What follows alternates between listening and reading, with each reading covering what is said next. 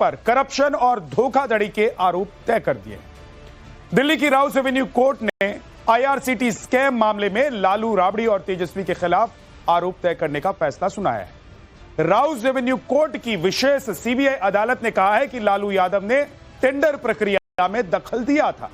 Tender प्रक्रिया में बड़ा बदलाव कराया गया था। कोर्ट ने साजिश, पद के दुरुपयोग और टेंडर प्रक्रिया में छेड़छाड़ की बात कही और यह भी जोड़ा कि सब कुछ लालू यादव की जानकारी में हुआ। कोर्ट ने कहा कि जमीन का हक राबड़ी और तेजस्वी को देने की साजिश थी। लालू यादव ने सरकारी पद का दुरुपयोग किया। कोर्ट ने लालू यादव से पूछा कि आरोप सही मानते हैं या गलत मानते हैं। तब लालू यादव ने आरोप स्वीकार करने से इनकार किया और कहा, हम मुकदमे का सामना करेंगे। उधर तेजस्वी ने सोशल मीडिया पोस्ट में लिखा, जब तक दंगाई एवं संविधान विरोधी बीजेपी सत्ता में है और मेरी उम्र है, बीजेपी से लड़ते रहेंगे। तेजस्वी ने आगे लिखा, एक महीना पहले बिहार आकर गृह मंत्री अमित शाह जी ने हमें धमकी दे रहे थे वो कि हमको चुनाव लड़ने लायक नहीं छोड़ेंगे। हम लड़ेंगे और जीतेंगे। फिलहाल आरजेडी से लेकर बीजेपी और जेडीयू के बीच इस मुद्दे पर बिहार से लेकर दिल्ली तक सियासत हो रही है। लेकिन सवाल है कि इस फैसले से तेजस्वी फंस तो नहीं गए हैं? क्या बिहार की सियासी पिच पर इस फैसले से आरजेडी को नुकसान होगा? क्या तेजस्वी की सीएम पद की दावेदारी पर ग्रहण लग सकता है? बिहार चुनाव से पहले क्या यह आरजेडी के लिए बड़ा झटका है? इसी मुद्दे पर आज ब्रह्मास्त्र में डिबेट होगी, लेकिन पहले एक रिपोर्ट।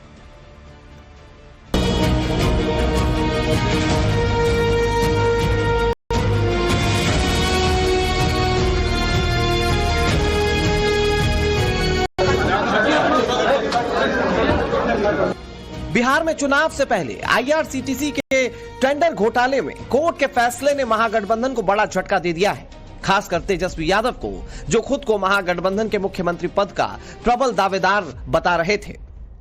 दिल्ली के राउस एवेन्यू कोर्ट ने आरजेडी सुप्रीमो लालू प्रसाद यादव, राबड़ी देवी और तेजस्वी यादव को इस घोटाले में आरोपी मान लिया है। कोर्ट ने कहा कि लालू की जानकारी में टेंडर घोटाले की पूरी साजिश रची गई। टेंडर में उनका हस्तक्षेप था, इससे लालू परिवार को फायदा हुआ। हालांकि लालू, राबड़ी और तेजस्वी ने आरोपों को स्वीकार करने से मना कर दिया। कि हम लोग हमेशा से लड़ते आए हैं और आगे भी लड़ेंगे और तूफानों से लड़ने में मजा ही कुछ और है। हम सब लोग पूरी बात, और हम हमेशा अपने पथ को चुना है, संघर्ष के पथ को चुना है। हम अच्छे मुसाफिर भी बनेंगे और मंजिल पर भी पहुंचेंगे। तो इस पे हमको लगता है ज्यादा बोलने की आवश्यकता नहीं है। फिलहाल इस मामले में लालू, राबड़ी और तेजस्वी तीनों के खिलाफ केस चलेगा। लेकिन बिहार में चुनाव से ठीक पहले आए कोर्ट के इस फैसले ने सियासी गलियारों में भूचाल ला दिया है। कोर्ट के फैसले से बीजेपी और जेडीयू को आरजेडी और महागठबंधन को घेरने का पूरा मौका मिल चुका है। जो तेजस्वी बिहार के हर घर के एक सदस्य को नौकरी देने का वायदा कर रहे थे, उनके खिलाफ इस मामले के इन आरोपों को उछालकर बीजेपी और जेडीयू तेजस्वी को घोटाले की विरासत के प्रतीक के रूप में पेश कर रही है। रोजगार के बदले जमीन, ये मॉडल बिहार में नहीं चलेगा। अरे पूरा खानदान बेल पे है, जेल में भी रहेगा, कोई दिक्कत नहीं है। वो ये उन लोग के लिए तमगा है, मेडल है, मेडल कि किस पे कितने ज्यादा भ्रष्टाचार और घोटाले के आरोप लगते हैं। ये मेडल है लालू परिवार की। एक परसेप्शन नौकरियों को लेकर, रोजगार को लेकर, भ्रष्टाचार को लेकर जो लगातार वो एनडीए की सरकार के खिलाफ बनाने की कोशिश कर रहे हैं, उसके लिए ये एक बड़ा आघात है। ये जमीन लेकर नौकरियां देने का मामला है और भ्रष्टाचार का मामला तो है ही है। तो निसंदेह नौकरियों को लेकर के जो इनके दावे हैं, उसकी हकीकत भी जनता के सामने है। और भ्रष्टाचार जिस पार्टी का राष्ट्रीय अध्यक्ष सजा याफ्ता हो, जो खुद नेता प्रतिपक्ष की भूमिका में तेजस्वी यादव चार्जशीटेड हैं, और फैसला कुछ भी हो, इतनी बात तय है कि उनके लिए मुश्किलें बढ़ रही हैं। बिहार चुनाव में एनडीए इसी नैरेटिव के सहारे आरजेडी और महागठबंधन का खेल खराब करने में जुट गया है। वहीं आरजेडी इसे राजनीतिक प्रतिशोध बता रही है, जबकि कांग्रेस के नेता कोर्ट के फैसले की टाइमिंग पर सवाल उठा रहे हैं। तो अभी दोषी नहीं है, न वो न उसमें शामिल कोई, पर एक चीज तो है, टाइमिंग दोषी है। न्यायालय के प्रति मेरा भरपूर सम्मान, पक्का न्यायालय के संज्ञान में ये नहीं है कि वहां 11 तारीख को द्वितीय चरण के मतदान है और उसके बाद आपने ये लगाई इतने दिन से। नवंबर में 11 नवंबर को मतदान होना है, पहले चरण में उसके पहले होना है, और आप आज चार्जशीट फ्रेम कर रहे हैं। पहले कर लेते, इतने दिन क्या कर रहे थे, बाद में कर देते। तो साफ है कि टाइमिंग को लेकर मैं आलोचना करता हूं। देखिए, पुलिस के अनुसंधान में हम लोग पहले ही से जानते थे कि चार्जशीट ये लोग करेंगे, और पुलिस अनुसंधान इस मामले में 2 बार पहले भी हो चुका है और 2 बार पहले भी चार्जशीट दाखिल हुआ है, और दोनों बार बाइज्जत बरी हुआ लालू प्रसाद जी और उनके परिवार के लोग। तीसरी बार उसी केस में चार्जशीट जो दाखिल होने की बात हो रही है, ये पुलिस का है। ये पुलिस हमेशा तंग करने की नीयत से कहती है, लेकिन आप देखेंगे जब माननीय न्यायालय का जब अंतिम फैसला आएगा तो फिर बाइज्जत बरी होंगे। इसलिए बुलाया गया है कि बिहार के लोगों को दिखाया जा रहा है कि आदरणीय लालू जी, तेजस्वी जी और राबड़ी जी ये लोग कोर्ट में गए हैं, ये लोग चोर हैं। मतलब ये परसेप्शन बनाया जा रहा है, कुछ नहीं होने वाला है। मैं आपको लिख के दे रहा हूं कि कुछ नहीं होने वाला है। जिस केस में आज लालू जी को आप घसीट रहे हैं, उससे बड़ा केस अभी बिहार में हुआ है। कब ये लोगों को घसीटा जाएगा कोर्ट में, कब दिल्ली बुलाया जाएगा, कब इनकी जांच होगी? कोर्ट के फैसले के बाद आरजेडी और कांग्रेस विक्टिम कार्ड खेलने में जुट गए हैं। संकट में भी अवसर तलाशने की कोशिश की जा रही है। कांग्रेस नेता उदित राज कह रहे हैं कि लालू परिवार को इसलिए परेशान किया जा रहा है क्योंकि वो दलितों की आवाज हैं।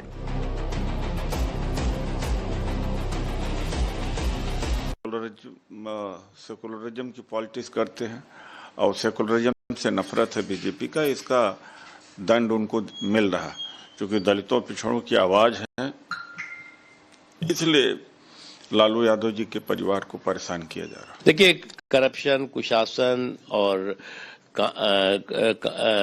क्राइम की जो ये कुनबा है वो कानून के शिकंजे में है। अब लेट्स वेट एंड वॉच। अब सवाल है कि आईआरसीटीसी घोटाले में तेजस्वी के खिलाफ आरोप तय होना चुनाव में आरजेडी के लिए क्या बड़ा सेटबैक साबित होगा। रोजगार देने का वायदा करने वाले तेजस्वी और उनकी पार्टी के वायदे पर बिहार की जनता क्या भरोसा कर पाएगी। कोर्ट का यह फैसला क्या लालू परिवार की सियासी विरासत को कमजोर करने वाला है। घोटाले में आरोप तय होने से क्या तेजस्वी यादव की मुख्यमंत्री पद की दावेदारी पर भी सवाल खड़े हो सकते हैं। क्या इस फैसले से आने वाले दिनों में महागठबंधन में भी असहजता बढ़ सकती है। Bureau report, times now, Navbharat. Lalu परिवार पर इसका क्या असर पड़ेगा जो आज कोर्ट की तरफ से फैसला हुआ है, और बिहार चुनाव पर इसका क्या असर पड़ेगा। क्या आरजेडी इसकी वजह से बिहार चुनाव में कमजोर हो जाएगी और बीजेपी या एनडीए को इसका फायदा हो जाएगा। और क्या जानबूझकर ऐसे वक्त में कोर्ट में इस मामले को रखा गया, या फिर कोर्ट का फैसला जिस वक्त आया है, क्या वो वक्त भी बहुत इंपॉर्टेंट है क्योंकि ये चुनाव से ठीक पहले का, वोटिंग से ठीक पहले का वक्त है। चुनाव की तारीखों का ऐलान हो चुका है। इस पर भी सवाल उठाया जा रहा है। आज इसी पर बात करेंगे। नीरज कुमार प्रवक्ता बीजेपी के हमारे साथ हैं, परिमल कुमार जेडीयू के प्रवक्ता हमारे साथ हैं, अवधेश कुमार वरिष्ठ पत्रकार हमारे साथ हैं, संदीप त्रिपाठी कांग्रेस के नेता, डॉक्टर राजकुमार राजन प्रवक्ता आरजेडी से, प्रेम कुमार वरिष्ठ पत्रकार हमारे साथ हैं। आप सभी का बहुत बहुत स्वागत है। राजकुमार जी, भाई कोर्ट ने यह कहा है कि 420 का मामला है, लालू यादव, तेजस्वी और राबड़ी। अब तो आप लोग जो कह रहे थे कि हम 2.5 करोड़ 3 करोड़ नौकरी बांटेंगे, लोग तो पूछेंगे ना आपसे पहले कि भैया कहीं नौकरी के बदले कोई प्लॉट तो नहीं लिखवा लेंगे। देखिए बैद्यनाथ जी, सम्माननीय कोर्ट में जो भी आदेश देगा उस प्रक्रिया का हम हिस्सेदार हैं। उस प्रक्रिया में जो भी आगे सुनवाई होगी उस अंतिम निर्णय का हम प्रतीक्षा करेंगे और उसका हिस्सा बनेंगे। और मुझे उम्मीद है, हम सब लोगों को उम्मीद है कि जिस तरह से अधिक आय के केस में सुप्रीम कोर्ट ने जो निर्णय दिया था वो हमारे पक्ष में आया था, उसी तरह से निर्णय होगा। दरअसल बीजेपी भाजपा बिहार के चुनाव के संदर्भ में इतना डरी हुई है, इतना सहमी हुई है और सत्ता जाने का दुख और पीड़ा इतना है कि वह सीबीआई और ईडी के माध्यम से, पुलिस प्रशासन के माध्यम से, ये चुनाव के ठीक पहले एक ऐसे समय में जब बिहार के मुख्य धारा में नौकरी की बात करने वाले हमारे तेजस्वी जी ने जो वादा किया है उससे घबराहट भी इतना है कि एक अलग तरह का नैरेटिव सेट करने के लिए आज के समय में यह डेट दिया गया, इस प्रक्रिया का हिस्सा बनाया गया। दरअसल इसके पीछे समझ आप कह रहे हैं कि कोर्ट ने जानबूझकर ऐसे वक्त में यह फैसला दिया है जब बिहार में चुनाव है।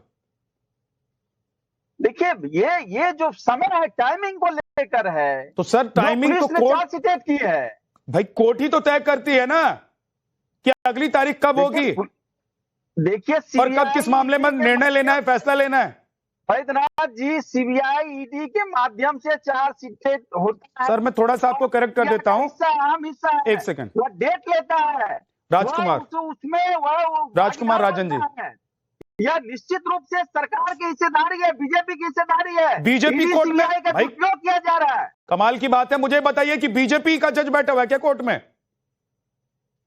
देखिए जजमेंट के पीछे का जो प्रक्रिया है उस प्रक्रिया में ईडी सीबीआई के हिस्सेदार है। देखिए इंडियन एक्सप्रेस ने एक सर्वे किया था। मैं पूछ रहा हूं आपसे, कोर्ट में बीजेपी का जज बैठा था जो फैसला सुना रहा था।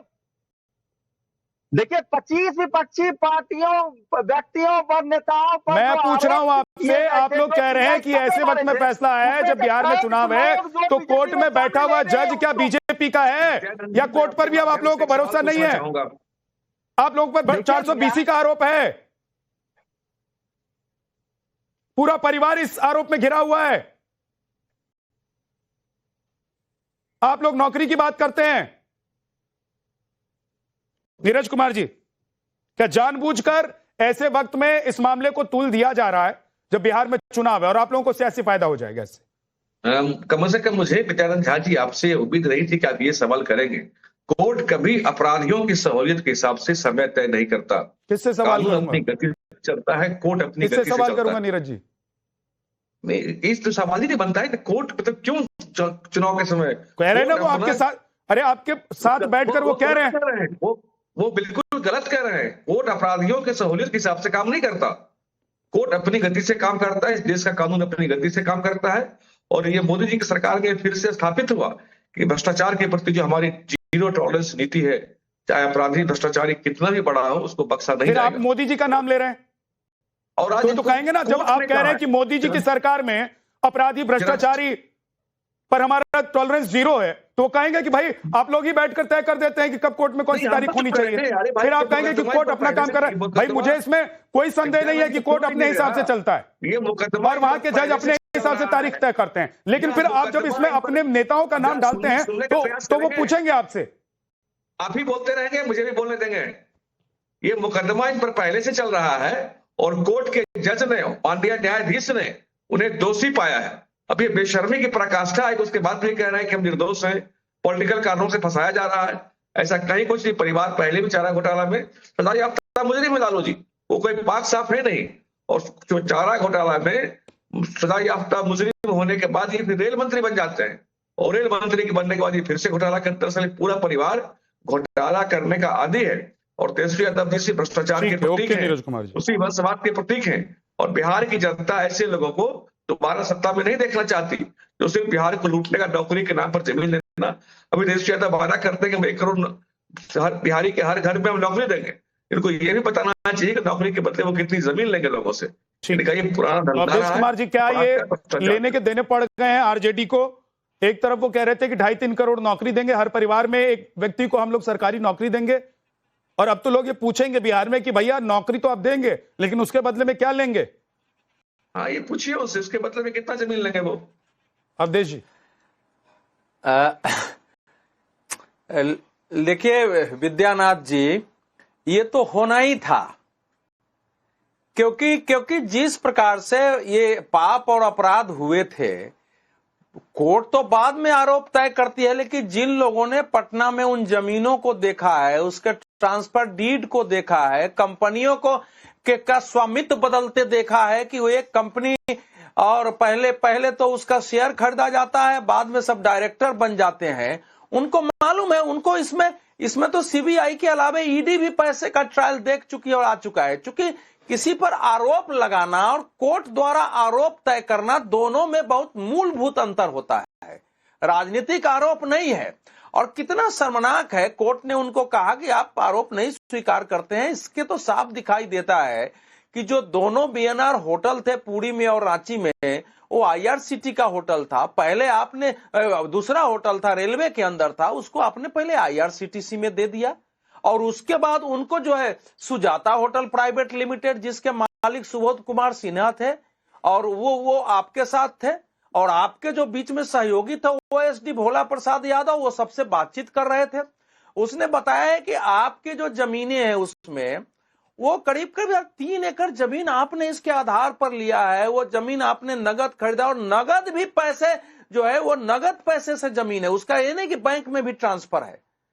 4 करोड़ 39 लाख उस समय सर्किल रेट होता है। और विद्यानाथ जी, सर्किल रेट जितनी जमीनें हैं दिल्ली पटना में, उसके 1000 गुना 10-10 हजार गुना मार्केट में रेट होता है। तो चीजें दिख रही हैं वहां। अब आप कुछ भी कहेंगे इस समय, लेकिन वो क्या जमीन पर जाएगा? क्योंकि लालू जी को तो चारा घोटाले में रहते हुए, आरोपी होते हुए भी 95 और 2000 का चुनाव जीते थे जी। तो ये लगता है कि भाई जीत जाएंगे। वो जेल चले गए, फिर भी 2000 में सन 2020 में उनकी पार्टी को वोट मिल गया था। तो कुछ भी हो सकता है। लेकिन दूसरी ओर यह भी सच है कि लालू जी का पूरा शासन, पूरा परिवार भ्रष्टाचार और कानून व्यवस्था के आधार पर ही पराजित हुआ 2005, 10, 14, 9 में। ये भी एक सच्चाई है। तो इसलिए पॉलिटिक्स में भी आवाज उठेगी। पत्रकार भी, अब सोचिए ना, अगर कांग्रेस पार्टी से कोई पत्रकार पूछेगा, जनता पूछेगी कि आपके मुख्य पार्टनर भ्रष्टाचार के आरोपी हैं, उस पर आपका क्या मत है, तो कांग्रेस क्या बोलेगी? सर बताइए संदीप जी। अगर दूसरी कम्युनिस्ट पार्टियों से पूछेगी तो वो क्या बोलेगी? भाजपा आरोप लगाएगी तो क्या बोलेगी? अबे तो सवाल उठेगा, संदीप कैसे डिफेंड करेंगे ये? ठीक है सर। संदीप जी शांत तो हो जी। विद्यानाथ जी, पहली बात तो एक बात मैं स्पष्ट कर देना चाहता हूं, क्योंकि बार बार कोर्ट का जिक्र आ रहा है। तो जो कोर्ट में जो भी वर्डिक्ट दिया है, अगर हो सके तो उसको अक्षर से पढ़ा जाए। अन्यथा मुझे नहीं लगता कि अपनी तरफ से कोई चीज जोड़नी कोर्ट के सम्मान में उचित हो। कल कोर्ट ने क्या कहा और 20 सितंबर को क्या कहा था, दोनों में पढ़ देता हूँ, और दर्शकों पर और आप सभी पे छोड़ देता हूँ कि कोर्ट ने क्या कहा है, आरोप तय हुए हैं कि नहीं हुए। पहला, 20 सितंबर को कोर्ट कहता है कि प्रथम दृष्टया रिकॉर्ड पर ऐसा प्रतीत होता है कि सीबीआई द्वारा लगाए गए आरोपों में धोखाधड़ी और षड्यंत्र के तत्व मौजूद हैं। अंतिम निर्णय चार्ज फ्रेमिंग के दौरान लिया जाएगा। अदालत यह तय करेगी किन धाराओं में मुकदमा चलेगा। अभी 420 का आपने जिक्र किया, अभी ये तय नहीं है कि 420 में चलेगा कि नहीं चलेगा। उसके बाद आज जो कहा गया है कोर्ट में, उसको भी पढ़ के सुना दे रहा हूँ। अच्छा सा जो कहा गया लग गया। अरे सुनिए ना, अरे आपको 4 तारीख को क्या होगा? चार्ज लग गया। 4 तारीख की चीज के लिए। अरे प्रवक्ता मत बनिए, इनको शांत कराइए सर। अरे भाई ये लग गया है भाई, आप पीछे की बात पढ़ रहे हैं। क्या है आरोप 4 तारीख को क्या है? संदीप भाई, 4 तारीख हो गया। इनको शांत कराइए सर। संदीप जी, अपनी तरफ से मैंने इंट्रोडक्शन में ओपनिंग इंट्रोडक्शन में डिबेट, संदीप जी फिर उल्टा सीधा मत बोलिए आप। नहीं, उल्टा सीधा मत बोलिए। कोर्ट का वो सर बदतमीजी कर रहे हैं, पत्रकार रोके। अरे तो आप झूठ बोलेंगे तो आपको रोकेंगे? उनका काम है आपके झूठ को पकड़ना। आपको रोका नहीं जाएगा क्या? आप झूठ बोलेंगे तो रोकेंगे ना भाई आपको। रोका नहीं जाएगा, वो बदतमीजी हो जाएगी। और आपको कोई चलिए बता दीजिए झूठ 420 का आरोप तय किया है कोर्ट ने, आप कह रहे थे तय नहीं किया है। अभी नहीं किया, नहीं तय किया, तो इसका मतलब आप अपडेट नहीं है। मैं आज का बयान कोर्ट का विष्णु प्रसाद जी का चर्चा कर रहा हूं। अरे भाई साहब, संदीप त्रिपाठी जी, आपने जो गूगल पर सर्च किया होगा वो कोई पुराना पन्ना खुल गया होगा। आज का पन्ना खोल कर देखिए। अरे तो सुनिएगा तो फिर अपने आप बोलिए। ठीक है अवधेश जी, इनको एक बार बोल लेने दीजिए। अवधेश जी को जज बना दीजिए, आप वकील हो जाइए। सर ठीक है, बोलिए। आज आप तो जज बनकर बैठे ही हैं। आज मैं नहीं बैठा, मैं बोलिए दिया टिप्पणी की है, मैं उसको अच्छा बता रहा हूँ। अदालत सीबीआई के ताजा दस्तावेजों को रिकॉर्ड पर ले रही है आज का, बचाव के पक्ष को इनकी कॉपी उपलब्ध कराई जाए। चार्ज फ्रेमिंग तय करने पर निर्णय अगली सुनवाई 4 नवंबर 2025 को होगा। गजब की बात करते हो आप लोग, मतलब अपने तरफ से बना लिया, ये हो गया वो हो गया, तो 4 नवंबर को क्या हो गया भाई, कहाँ से पढ़ रहे हैं? संदीप जी पता नहीं आप कहाँ से पढ़ रहे हैं। देखिए मीडिया में बैठ कर जो सुने हो वही मैं पूरी रिपोर्ट चला चुका हूँ। अरे संदीप त्रिपाठी पूरी रिपोर्ट चला चुका हूँ, दिखा चुका हूँ, कोर्ट का जो आज का फैसला है वो बता चुका हूँ, शुरुआत में ही बता चुका हूँ। उसके बावजूद आप लोग पता नहीं कौन सी यूनिवर्सिटी कौन से कहां से संपादित होने वाला कौन सा पन्ना उठाकर लाते हैं जो आप लोग क्या बता देते हैं। एक सेकंड रुक जाए परिमल कुमार जी, परिमल कुमार जी 10 सेकंड पूरी हो जाए। मैं कोर्ट के वर्डिक्ट को अक्षरशः कोट कर रहा हूं।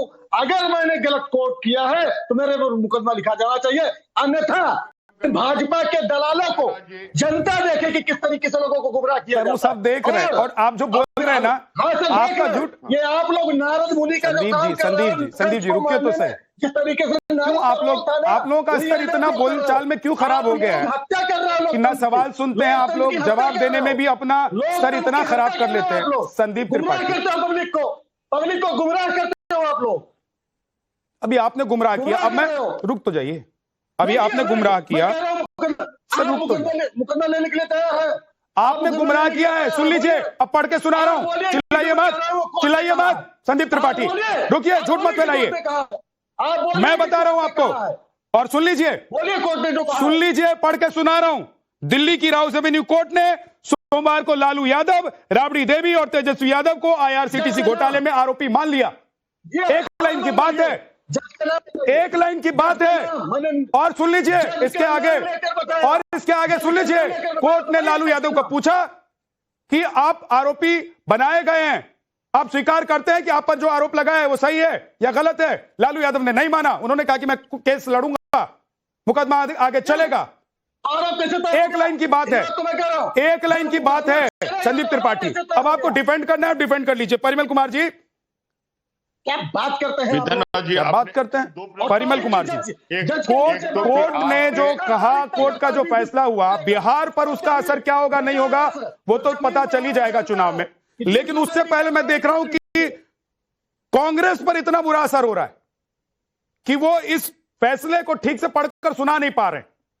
वो उतनी लाइन कटिंग सुना पा रहे हैं जिसमें उनको लग रहा है कि इससे मेरा फायदा हो जाएगा, इससे मैं बच जाऊंगा, और दूसरा कोई पन्ना उठाकर ले आए हैं शायद।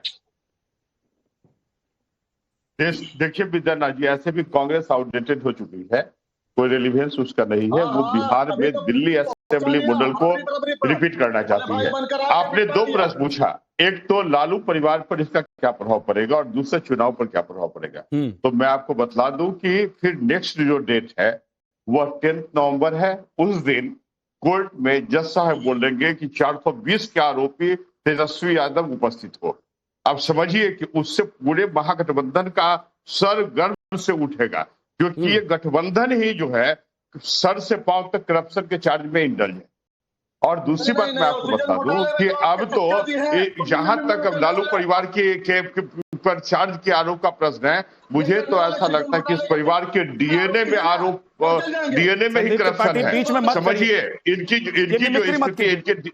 मिमिक्री पार्टी के प्रवक्ता नहीं है, करप्शन है। मिमिक्री पार्टी के प्रवक्ता तो नहीं है ना संदीप त्रिपाठी, बेसिकली या मिमिक्री पार्टी के नेता तो नहीं है। एक सेकंड परिमल जी, एक सेकंड रुक जाइएगा, एक सेकंड रुक जाइएगा, जरा देख ले। मैं फिर से कीजिए संदीप त्रिपाठी, फिर से कीजिए, फिर से कीजिए, फिर से कीजिए, फिर से कीजिए वही मिमिक्री। गृहपालिका कांड, आरोपी कौन है? 70,000 करोड़ का घोटाला हुआ, कहा आरोपी कौन है? अरे तो आप कह दीजिए ना कि लालू यादव, तेजस्वी यादव, राबड़ी देवी पाक साफ हैं, कब लिखाई जाएगी? आप कह दीजिए, आप तो जज बनकर बैठे ही आज। संदीप त्रिपाठी की आवाज को डाउन कर दीजिए। परिमल जी अब अपनी बात कंप्लीट कीजिए।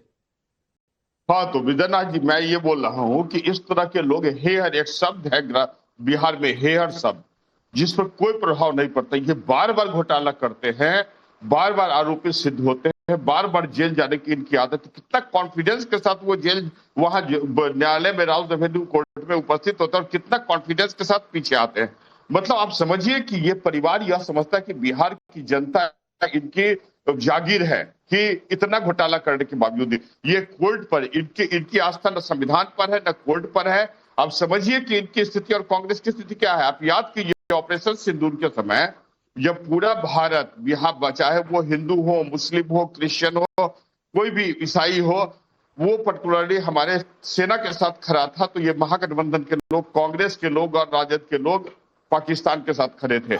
आप याद कीजिए जो इनके नेता है उन्होंने लिखा था कि it is so painful to become patriotic. क्या कारण था? ये राष्ट्र विरोधी तत्व है, ये घोटालेबाज है। अब बतलाइए कि ये बोलते हैं कि कोर्ट और जबरदस्ती फंसाएगा। कई बार ये लालू जी तो जेल की हवा खा के आए हैं और बेसिकली लालू जी पर जो केस हुआ था वो सीएजी के रिपोर्ट पर हुआ था। आपको याद ही होगा, इन्होंने एक मुर्गे को 10 लाख का चारा खिला दिया। आप समझिए एक मुर्गा विद्यानाथ जी अधिकतम कितना वेट का होगा? मतलब जो बेसिकली यदि आप हायर क्वालिटी का जो अभी अब जो काले रंग का मुर्गा आता है 1000 किलो का 1000 रुपए पर केजी भी होगा, 10 केजी 15 केजी, लेकिन 10 करोड़ का ये चारा कैसे खिला दिए? तो इन लोगों को तो हरब खाना खाने का आदत हो गया। एक तरफ देखिए दो बात है विद्यानाथ जी। एक तो कि जब ये देखिए इनकी प्रवृत्ति क्या है, जब ये सत्ता में आते हैं पब्लिक फंड का दुरुपयोग करते हैं और बिहार के युवाओं का या भारत में जो भी युवा है जो नौकरी प्राप्त करने का चाहता है, आखिर इनसे प्रश्न पूछा जाए जो कांग्रेस के प्रवक्ता और आरजेडी के प्रवक्ता कि फ्रेंड्स कॉलोनी में 150 करोड़ का फ्लैट कहां से आया, या पटना में 46 करोड़ 46 बीघा जमीन तेजस्वी जी के नाम पर कहां से आया? पूरे परिवार के पूरे 2000 बने जब से ये सत्ता में है, पूरे अकाउंट कर लीजिए। ये फर्जी है और बिहार की जनता, मैं तो ऐसा मानता हूं विद्यानाथ जी पर्सनली कि ऐसे करप्ट पॉलिटिशियन के विरुद्ध तो बिहार में जेएनजी होना चाहिए, भगाना चाहिए। ऐसे लोगों के कारण बिहार की छवि खराब होती है। राजकुमार जी, लालू जी जब जेल गए थे आपने देखा था। ठीक है sir, okay. Rajkumar ji 20 second में जवाब दीजिए। प्रेम कुमार जी भी इंतजार कर रहे हैं, उनके पास भी जाना है। देखिए वैद्यनाथ जी, बिहार का चुनाव है। सर एक मिनट, राजकुमार जी हिस्सेदार है। आप एक सेकंड रुक जाइए। मेरा नाम तो कम से कम ठीक से लीजिए राजकुमार जी। मुझे नहीं पता कि आपको मेरा नाम पता है कि नहीं पता है। आप यहां तो गड़बड़ झाला मत कीजिए सर, वहां तो कोर्ट में गड़बड़ झाला चल ही रहा है। मेरा नाम विद्यानाथ झा है। बोलिए। झा जी एक बात बताइए, क्या बिहार में 71,000 करोड़ का जो घोटाला हुआ उस पर सीबीआई इनसे पूछे कि बिहार में जो चुनाव प्रचार करेंगे क्या बोलेंगे? 420 तेजस्वी जी को मुख्यमंत्री बनाइए। क्या ऐसी बात है कि बिहार की जनता से कि भाई 420 तेजस्वी यादव उपस्थित हो जब न्यायालय कहेगी तो ये क्या बोलेगी कि ये 420 ही हमारे जो लीडर है तेजस्वी, नौवीं फेल तेजस्वी यादव, जो चारा चोर लालू प्रसाद यादव के पुत्र हैं, बार बार न्यायालय और संविधान को धत्ता बताते हैं। ऐसे लोग को ये सब इन लोगों को बिहार से खदेड़ इनको बिहार को जवाब देना होगा। बिहार में चुनाव है, जनता इसको वोट के माध्यम से जवाब देगी। चुनाव के ठीक पहले कौन सी ऐसी सामने आ गई थी जो अभी करना घेर दिया गया, चार्जशीट किया गया, या तो इनके ऊपर आरोप लगाया जाना चाहिए। ऐसे आदमी को कटघरे में खड़ा करना चाहिए। बिहार की जनता इन्हें माफ नहीं करेगी, कटघरे में खड़ा करेगी। दोनों लोग एक साथ मत बोलिए। मानना है कि परिमल जी एक साथ मत बोलिए।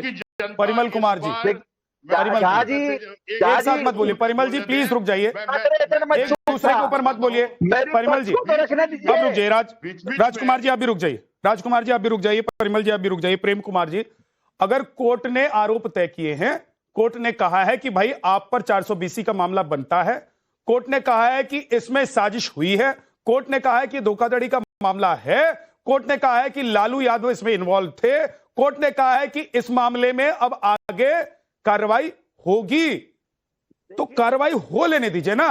अगर आपको लग रहा है या आरजेडी को लगता है कि वो पाक साफ हैं, लालू यादव ने कुछ नहीं किया, तेजस्वी यादव और राबड़ी देवी जो हैं उन्होंने कुछ नहीं किया, तो कुछ नहीं निकलेगा, फिर तो बिहार की जनता देख ही रही है।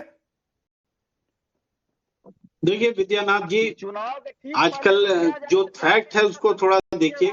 कोई वर्डिक्ट नहीं आया है, बार बार इस बातचीत में आया कि वर्डिक्ट नहीं आया, आरोप तय हुए हैं, राइट? हाँ, आरोप तय हुए हैं, ट्रायल चलेगा, ये चीजें हुई हैं। और हमारे देश में हाईकोर्ट की अब क्या स्थिति हो गई है देखिए। अभी भगदड़ वाले मामले में आज ही अभी जो तमिलनाडु का आया है, जो फिल्म अभिनेता है, उनके खिलाफ जो कुछ हुआ, हाईकोर्ट को सुप्रीम कोर्ट ने फटकारा।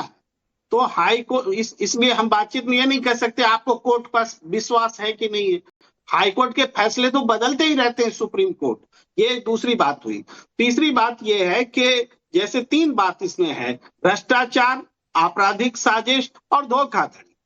तो तेजस्वी यादव पर कोई भ्रष्टाचार का आरोप नहीं है, राबड़ी देवी पर भी नहीं है, ये भी क्लैरिटी से समझना चाहिए। लालू यादव जी पर तीनों आरोप दाखिल हो रहा हो गया। अब क्या चाहिए आपको? इसका मतलब ये व्यक्ति आरोपी है और कोर्ट को आप चैलेंज कर रहे हैं। कोर्ट बिना एविडेंस के किसी को आपको आरोपी साबित किया क्या? कभी हमारे आदरणीय नेता नीतीश कुमार जिसको सन बाबू कहा जाता है, 20 वर्षों तक शासन का किया, एक छींटा तक नहीं पड़ा। अरे निर्लजता की चरम सीमा को मत लागिए। बिहार की जनता देख रही है और बिहार की जनता इस आरोपी को 420। ठीक है परिमल जी, उनको एक बार उनको कंप्लीट करने दीजिए परिमल जी, प्रेम जी को, उसके बाद आप बोलिएगा, उनको जवाब देना चाहते हैं। परिमल जी ओके, रुकिए। हाँ। अब जो इन्होंने हस्तक्षेप किया तो एक लाइन बोलना पड़ेगा। नीतीश जी मुख्यमंत्री हैं, डिप्टी सीएम पर क्या आरोप है? वो छींटे नहीं है क्या? वो फूल बरस रहे हैं क्या? भाई अब बस इससे आगे मैं बढ़ता हूँ उस विषय पर और नहीं बोलूंगा। उसके आगे आप देखिए, आरोप अनर्गल प्रलाप मत कीजिए।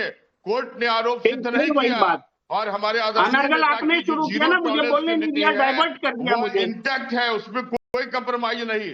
आपकी नीति नहीं है। मुद्दे पर रहिए, वापस मुद्दे पर रहिए। भागलपुर मुद्दे पर, भागलपुर दंगा इन लोगों ने करवाया, राजद के लोगों ने करवाया।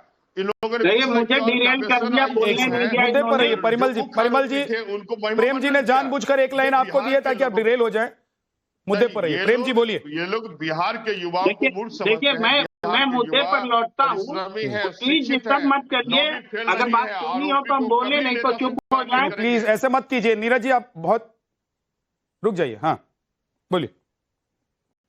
देखिए मैं ये भी कहता हूं साथ में कि जैसे लालू प्रसाद जी का मामला है, ठीक है, उनके ऊपर में मुकदमे साबित भी हुए, वो जेल भी गए, लेकिन ये भी सच है कि चारा घोटाले को 4 अलग अलग मामले बना करके 4 बार एक ही मुर्गे को हलाल किया गया।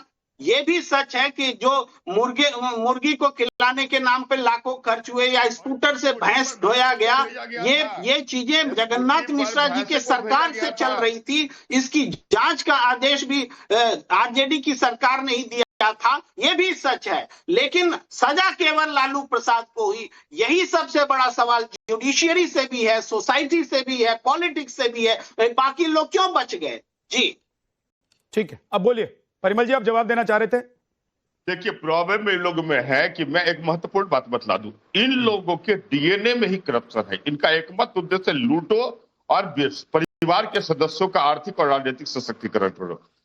जिस व्यक्ति का, इस परिवार के जिस व्यक्ति का कोई कंट्रीब्यूशन बिहार में नहीं होता है, वो सिंगापुर से आके एमपी का चुनाव लड़ती। आप समझिए कोई कंट्रीब्यूशन है क्या? कोई कंट्रीब्यूशन नहीं, 0 कंट्रीब्यूशन। अरे मान लीजिए कि आपको किडनी दिया गया तो आप चारा घोटाला वाला जमीन दे देते हैं, संपत्ति दे देते हैं, लेकिन बिहार की जनता को आप जागीर कैसे समझ सकते हैं कि फिर अब तो महागठबंधन जाएगी जब चुनाव प्रचार में, तो यही राहुल गांधी जी और महागठबंधन के लोग बोलेंगे कि 420 के आरोपी, 420 ही बेसिकली जो नेता है हमारे, उनको मुख्यमंत्री बनाइए। तो बतलाइए इनकी स्थिति। कभी कभी ये फन उठाते हैं जंगल राज को एस्टेब्लिश करने के लिए। मैं ऐसा मानता हूं कि इस बार बिहार के युवा, बिहार की जनता जंगल राज के फन को पूर्ण रूप से कुचल देगी, क्योंकि ये निर्लजता के सभी सीमा को लांघ चुके हैं। ठीक। और इनका एकमात्र उद्देश्य है कि फिर सत्ता सुख भोगे और जमीन। ये लोग बोलते हैं, अब समझिए विद्यानाथ जी, इन लोगों ये मैंने नौवीं फेल ये बोलते हैं कि हमारा नकल। अरे जब अकल ही नहीं है नौवीं फेल को, तो उसका नकल कौन उतारेगा? बतलाइए।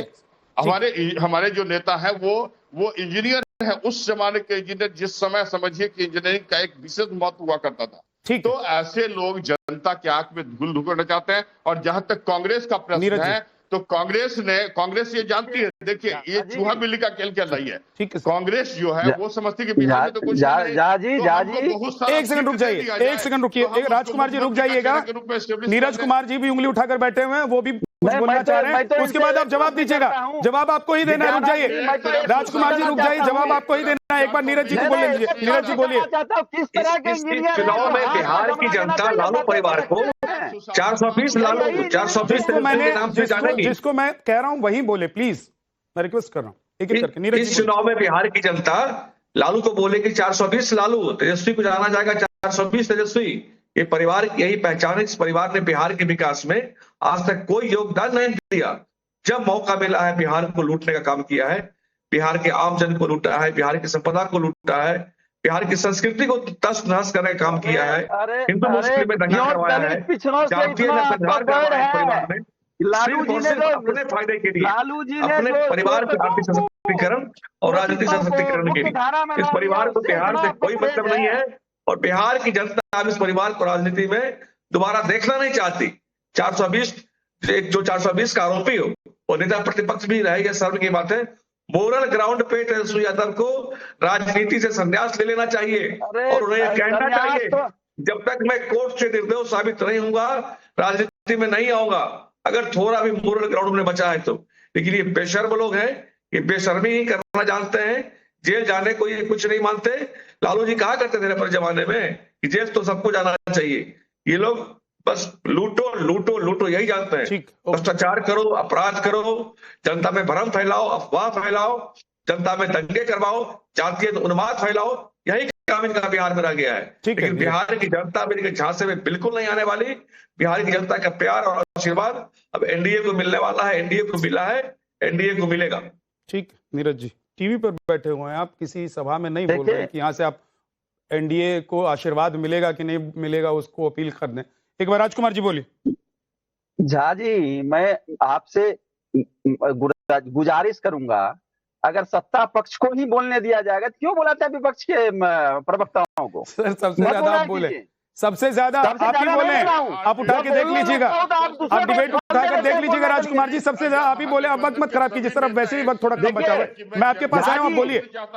झा जी, बिहार की जनता जानती है कि 20 सालों से जो खटारा सरकार जो चल रही है, बेरोजगारी जो चरम सीमा पर है, एजुकेशन का जो ड्रॉप आउट है, जो बेरोजगार ठोकर खा रहे हैं, उससे निजात दिलाने के लिए तेजस्वी जी ने जो घोषणा